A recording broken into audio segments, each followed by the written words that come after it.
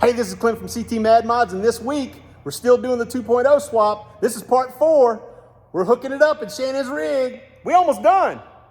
This week I'm gonna clean up the header and put some header wrap on it. I'm gonna work on the coolant system. We're gonna finish the fuel system, and we're gonna wrap up this power steering.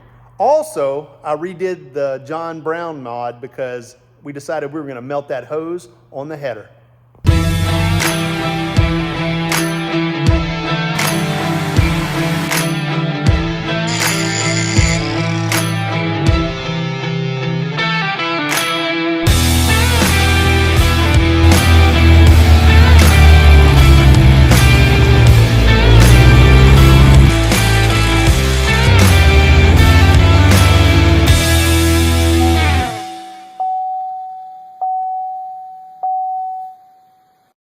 Today we're working on fuel system. So we're gonna have to mount a fuel pump and some fuel line and run a whole new fuel system for this thing. Let me show you what I got. I have some 5/16 high pressure fuel line that we got locally. I got a fuel pump, and this is the one that they sell on the Trail Tough website. And it comes with this mount right here. And I got a ground wire. I'm gonna have to run a positive wire to this. It's pretty simple to hook this thing up. You got a positive side and a negative side. It tells you on the pump right there. The left side is negative, the right side is positive. Let me show you where it's gonna mount. Probably gonna drill and tap the frame and mount this directly to the frame and run a new fuel line. I use that same filter on mine and it's been working. We're gonna use this fuel line for the 1.3 as the return line for the 2.0. So we're running a whole new fuel line, 5/16. Okay, here's the fuel system. I mounted the fuel pump. I gotta still run the hot wire to the fuel pump, but there's my ground. I still got a ground wire. I ran a piece of 5/16 up front, and I'll show you where we tap that in. This is the old fuel line. It's the bigger line that goes up front. We're using that as our return. And I got a piece of hose going over here, this other smaller line. And I just got an adapter from 5/16 down to quarter. That's how me and Kevin's both are run, and they're working. And then I'm just using her stock filter, coming off of that main pickup line, going into the filter, going to the pump. Pretty simple. I'm gonna clean all this up and zip tie everything down, put some hose clamps on that hose right there, and basically zip tie everything up, run a hot wire, and the fuel system's pretty much done. I ran the power wire and I ran the ground wire, went ahead and secured everything down with zip ties. Still gotta get some hose clamps for that. We ran out. And then I just ran down the frame rail with both the power wire and the fuel line all the way down, zip tied them into the old fuel line. And I'm gonna go up over here by the clutch with my power wire, and my fuel line's right here, and it goes up. I'll show you where it's at. I'm gonna drop this sucker down. Here's the power wire, and I'm gonna go through the firewall somewhere and then run it up to behind the gauge cluster. It's kind of hard to tell what's going on here, but I'll have to figure out which one of these 3 hoses is the return line. I think it's gonna end up being the one that was sending fuel to the engine. And then I just realized that this return line's broken, so I might have to go up here and push the hose on and clamp her down. All right, fuel system's done. I have the return line set up. I've got the main line set up, and all I have to do is run the hot wire and we're done. I have this header kind of mocked up, and I just put this water tube on for the coolant system. I put the new water pump on that I drilled and tapped on the bottom and brought this hose up. So that's what it's gonna look like. This is all mocked up. I am waiting on header wrap before I install that completely. So this is all just sitting on here loose. And that's the John Brown mod, drilled and tapped on the bottom side of the thermostat housing. Also, Kevin and I got to talking to John about the reservoir. He said he runs his right over here. We haven't installed the radiator yet. He said his is like right here on the side of the block. We're not exactly sure what we're doing with the air filter setup, but it looks like we can fit the stock air filter box in the stock location. And so we might mess with that, and then we'd have to figure out a bracket to hold the reservoir. I've got a stock reservoir from the 2.0 right here, so we might end up using that. And then I would be able to get rid of all of this stuff, and I would just have to make a hose where the blue hose goes into the power steering gear right there, and just run it down over here, and then everything else would be over here by the power steering pump. Just wrap this header in some black header wrap. I'm about to put it back in. Got the header installed. O2 sensors plugged in. Got my boy Bobby Clay over here messing with some wiring. Bobby, you did an excellent job on this wiring. I'm gonna need you to give me a point by point everything that you did on the wiring. You have 1 hour go. I did some things and with the things, and I connected wires with other things, and then that thing connected to that thing, and then I connected it to the cranky thing, you know, and then to the Cranky thing. the thing over there, you know. That's much more better, huh? Yeah. Oh, That's yeah. about where it would be. That's the stock 2.0 throttle cable. Yeah, we're gonna swap this one out. So your Samurai throttle cable isn't long enough. Yeah, and whenever you try to put it on there, comes up short. Don't fit. Yeep. This is coming along pretty quick. We just hooked up the exhaust. Bobby Clay's doing some checking. The final checks. We're missing a PCV. We broke it. Oh, yeah, we might want Hey, to man. cap that too while we're at it. I ain't got no gas in it. Cap for the PCV, just to cap it, so it's not back. Probably. I believe so. I believe I can fly. I'm kind of interested to see if it runs without that crank sensor. I think about it every night and day. John Brown said we don't need a crank sensor. It only works on the automatic. For automatics. Spread my wings and fly away. Well, we'll see if the starter switch works or not. Hey man, you ain't got no gas in it. Clear? Clear. Clear up there? Yeah.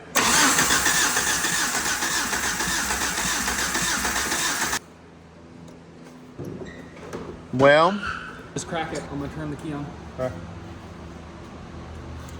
We definitely don't have fuel to the rail yet because that would be leaking right now. Scared you. Horn blows. Yeah, we ain't got no fuel. It's okay, keep cycling. all right, tell me what you did on the fuel pump. So there's a check valve built into the fuel pump. And that check valve was stuck It was closed. just stuck closed. He took a air compressor and into the fuel pump, and it popped the check valve out. Right in the tippy tips of it. Yeah. We got fuel pressure now. You got a check valve built in there that was stuck from the factory. All right. This fuel pump was the one we were using on Kevin's, and it wouldn't work. And fix this one too. And we fixed that one too. So, Got a spare. all right, we got fuel pressure. So we got fuel at the fuel rail? We just got it shot all the way up to the ceiling. Did it really? We're clear.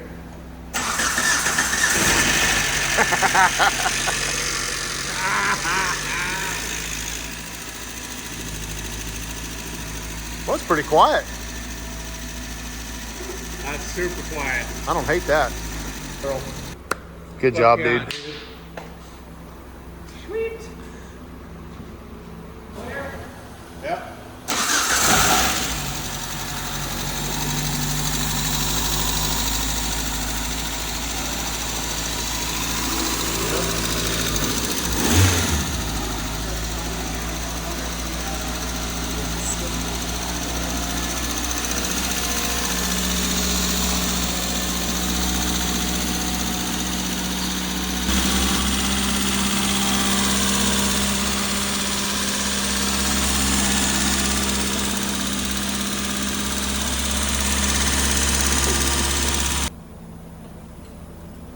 We got Bobby Clay, our good buddy who is awesome at electrical, to come by, and he spent a couple hours on her today, and we got it started up. I know everybody wanted to see how to wire this thing up, but I bought the wiring harness from John Brown at Zuki Freak Garage, and we had him build that harness. There's only about 8 connections. He puts on there what to connect. If you want to know how to hook up the wiring, I would suggest you talk to John. I'm not going to show what he does and how he does it, and so I apologize. I'm not going to show how to do the wiring, but Bobby wrapped it up in a couple of hours. It's pretty simple, just soldering some wires together and putting your gauge cluster back in and making sure everything's grounded and hooked up right. Appreciate our buddy Bobby coming by and hooking it up. Tachometer, man. Bobby Clay. Them old tachometer.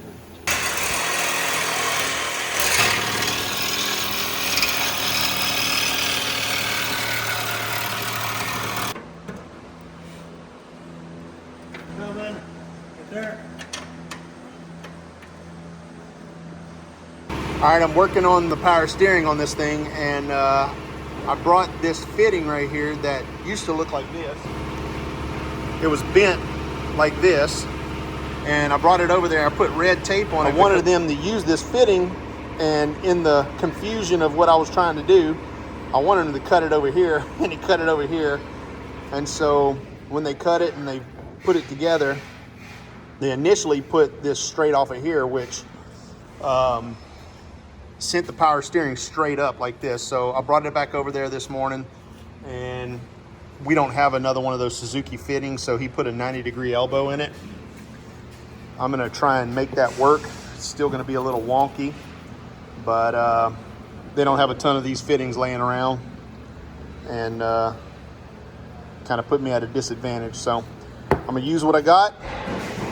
This hose right here was expensive, but it's going from Suzuki to Toyota. All right, so here's the basic idea. I've got the original reservoir, and we had this fitting made, which if you're going Suzuki, you're still gonna have to have a fitting made, but don't let the shop cut that angle out of there, because it'll make it a little bit nicer looking if they cut it right here. What they did was they cut and they brazed that fitting onto a fitting that goes into that high pressure fitting, and then they gave me enough hose to where I can wrap around and go over to the gearbox.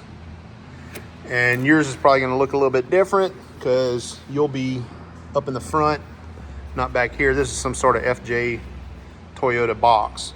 Once I do that, then I'm going to do the return, and what I'm using for the return is the metal line that was connected to this reservoir.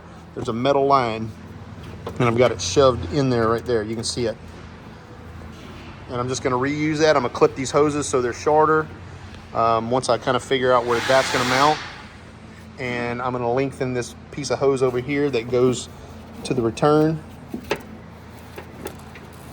I'm gonna clip that, and I've got about a 5-foot section of hose over there. So I'll just come from here, going back to the reservoir, and then back to the pump. I'm just using all of the stuff that came off of the 2.0. So that's how it's going down. Just bring you guys up to speed. I have my return line, I have my pressure line, and I routed them by the frame over there, and the pressure line is where it's supposed to be. The reason why I did it this way is because I have to fit the fan in that hole and then slide the radiator in. So I'm trying to fit everything in here and make it look as good as possible. I really hate that that's a 90-degree elbow, but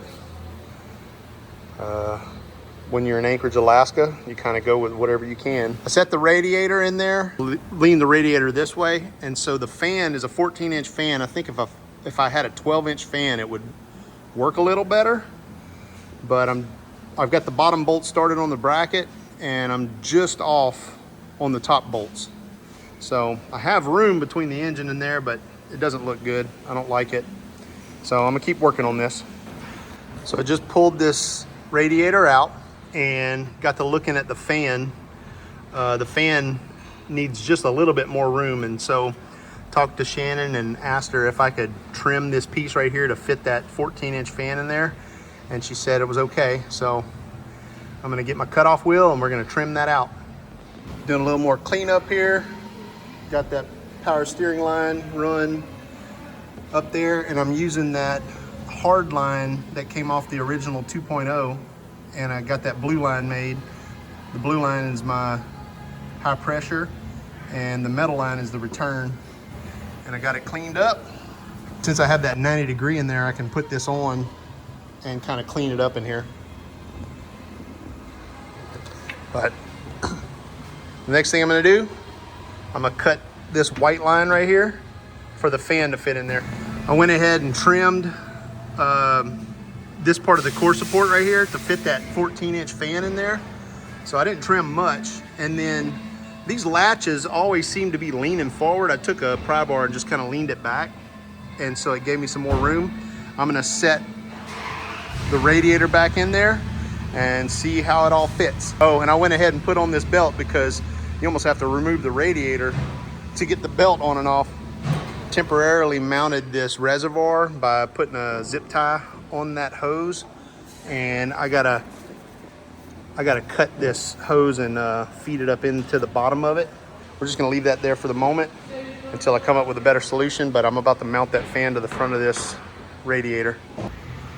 I got that fan to fit. I just took some zip ties and put it in there out of the way, and I mounted my radiator, and I'm using the stock Samurai mounts. This radiator comes with an adapter to make it work in here, and I probably have a good 2 inches between that radiator and the front of the engine.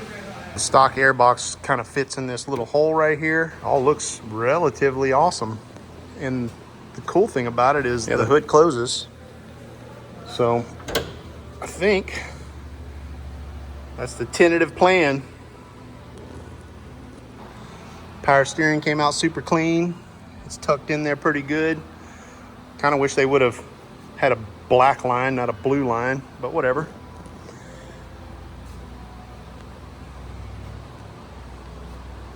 About to put some coolant in this sucker and start her up. A lot further along. Got the bottom rad hose, top rad hose. We don't have a reservoir. We can't find hers, but I think we're gonna use a tracker reservoir and put it over there. The stock intake and air box is on. I put the temp sensor in the back there. Everything's plugged in. It doesn't have coolant in it yet, and it doesn't have power steering fluid, but it does have oil, and the transmission's got oil in it. We've done pretty much everything we can do. Cleaned up the wiring. This is just gonna sit here temporarily until I can build a bracket for it. The hood closes, and everything seems to be, oh, it's got a new PCV valve. I was texting with Casey Morrison from Zooks a Hazard a little while ago, showing him that we got it started, and he said, get ready to do yours, and I LOL'd because I'm already ready to do mine. This thing's pretty awesome. In the grand scheme of things, this wasn't that difficult to do. There was a lot of things that was similar to doing the 1.6 liter 16 valve swap, but there was some weird things that you have to end up doing to adapt this to a Samurai. So I did have to trim where the 14-inch fan goes on the radiator, because we're gonna do a pusher fan. There's just not enough room to do a pull fan. And what I did was I trimmed the little piece right below the hood latch, and you can't even tell looking at it. I think for now we're gonna use the stock air box and filter because the mass airflow and all of that plugs in, and it looks pretty clean. I'm gonna put some fluids in this thing, get it started, and then we're gonna give it to Shannon.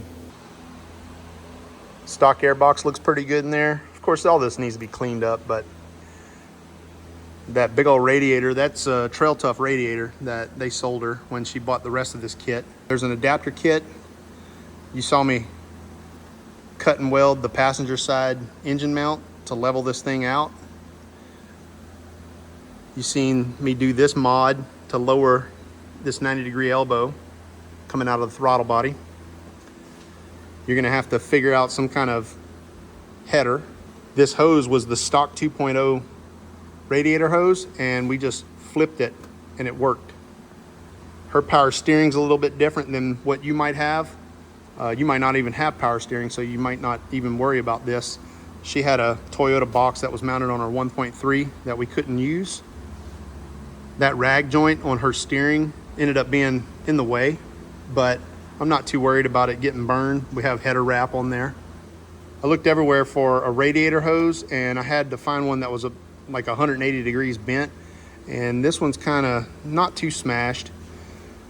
We're gonna watch that and see if she runs hot. You're gonna need a 14-inch fan that does at least 1200 CFM. The 12-inch fans run about 800 CFM. You could probably do some sort of dual system. John Brown cut his radiator support and fit a stock 2.0 radiator in there and has dual fans. And I think this is a little cleaner. It uses the same radiator mounts, but there's an adapter to adapt it to your stock radiator mounts. As you can see, it's a pretty cool little system. It fits right in there. I'm gonna start looking for a 2.3 liter for mine. If you watched my video to the end, I really appreciate you watching. Leave a comment below. Tell me everything I did wrong. Thanks for watching my video. Got a little bit of antifreeze bubbled out and got on my radiator, but she's running good, settled right down. Kevin was just saying, man, once it got some oil pressure going, all the clattering stopped too. We need to wire the fan up, and I need to put the gauge cluster in, and it's pretty much done. Not even wiggling. No. Not even a jiggle. Oh, that sounds really good, man. And I've heard a lot of these engines run. Oh yeah.